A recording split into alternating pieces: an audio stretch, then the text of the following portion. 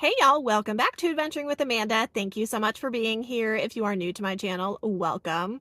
We are doing something completely different in this video, y'all, because the other night I was scrolling through Amazon doing some Christmas shopping and I came across this immersive water heater, and it was like for travel and camping. And I was like, that seems pretty interesting. Only $20 for this water heater. And I was looking at it and I was thinking, man, 20 bucks for a water heater that just goes straight into a bucket? Like, that sounds like a pretty good price. Does it work, or what's the catch? So I bought it. Now, I bought it honestly for experimentation, and I wanted to make a video because I think that it's very important to test something like this out to see if it's legit. Like, does this work? Now, the problem with this is it uses 1,500 watts of power. That is a lot of power. So I think that the first catch is this is a small item. It uses a lot of power. I don't even have the power in my van with my setup and my biggest portable power station. I don't have enough to use this, but I do have a home base. So what I'm going to do is I'm going to test it out in my garage with a bucket to see if it actually works. So this is what it looks like. You plug it in and you put this into your water bin, and that's supposed to be it, pretty much. So I need to read the instructions. It also comes with this little thing and the temperature gauge.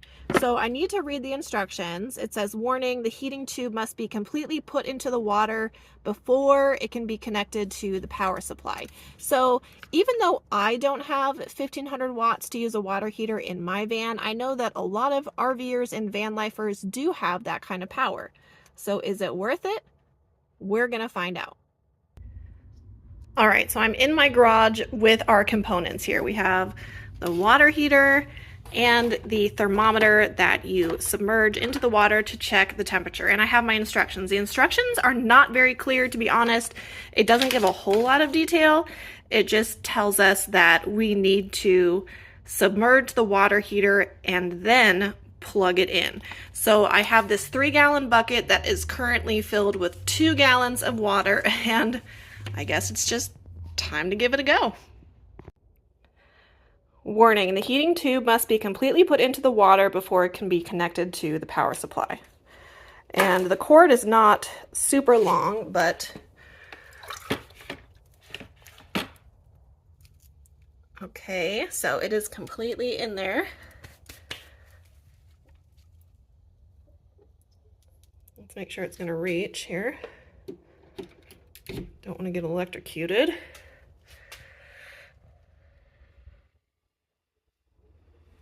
Oh, I hear a noise. Okay, so I can hear it working. This is very interesting. I'm not really sure how long it takes. Now we wait, I guess. Okay, so as we're sitting here waiting, it says you could check the temperature with our thermometer, but do not touch the water with your hands. After heats water, please turn off the power and make sure no more plug connect. Oh, the grammar is so good. Take the cord up instead of taking the water heater with your hands. Yeah, because it's going to be hot. Okay.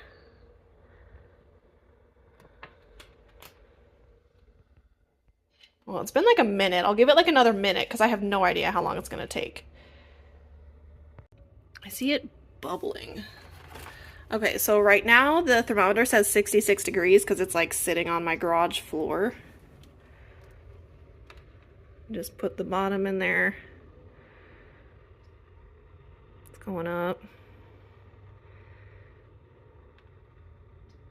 I guess I should have checked the water beforehand to see how warm it was, but okay, 81 degrees. That's probably warm. It's been about a minute now. Slowly going up.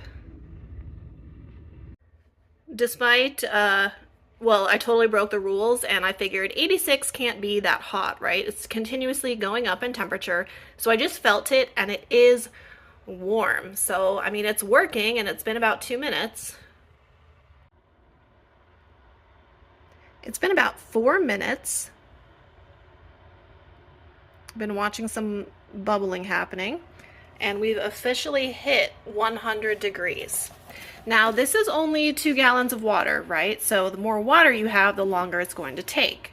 But it looks like you can use a plastic bin or bucket, which is why it was safe to use this.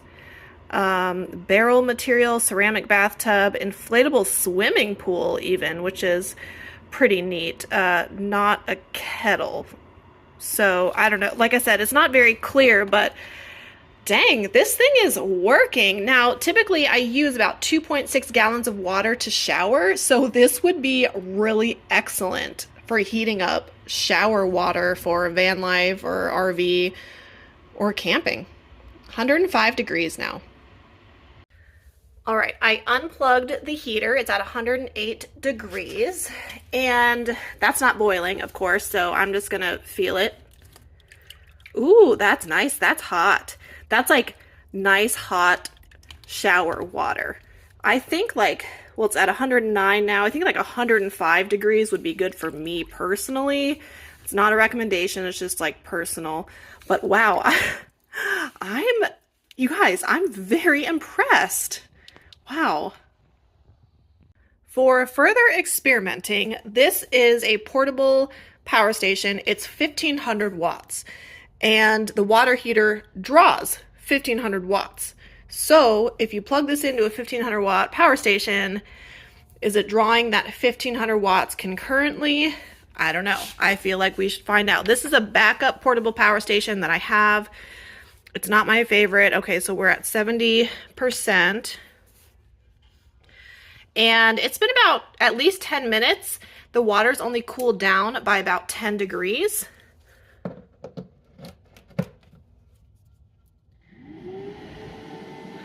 Oh yeah, it's drawing 15, 24, it's drawing a lot.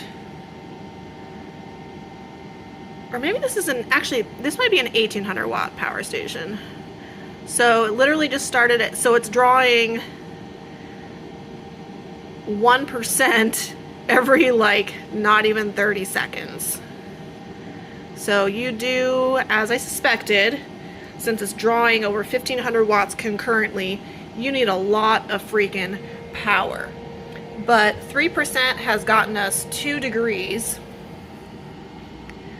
So you could probably get away with running this on an 1800 watt power station, but as you see, it hasn't even been a minute yet and it's drawn 4%. I'm honestly shocked at how well this $20 water heater works. I am stunned. I mean, 20 bucks on Amazon, that's pretty freaking good. I'd say that the only downfall or catch would be the fact that it does draw so much power concurrently. But that's really only a downfall if you are using it for van life or camping. But again, if you have the power, then it's not that big of a deal. But I also think that this is a neat tool to have at your house as a backup. I was thinking, like, what if my water heater went out at the house and I wanted to take a hot shower? I could just plug that in and heat up some water for a shower or for dishes or whatever. You know, if you don't have a water heater at your home, this is a great alternative for heating up water when you need it. If you need it for cooking or a shower or you know, just whatever. I think that it's a tremendous $20 tool. I'm not sure how long it will last. I'm not sure how much, you know, it's supposed to be used. Like, is this thing gonna, if you use it daily, will it break after 3 months? I don't really know. But for $20, it was worth it to try it. It's worth it to have a backup. And I'm so glad that I have the personal experience because ultimately I recommend it. Purchase it as a backup for your home, or if you need it and you don't have a water heater, or purchase it for camping and van life and your RV. if you have the power to use it. So I hope that this video was interesting to you. If it was, be sure to give it a thumbs up. And I will put a link to the product in the description and pin it in the comments. Thank you so much for watching. I'll see you next time.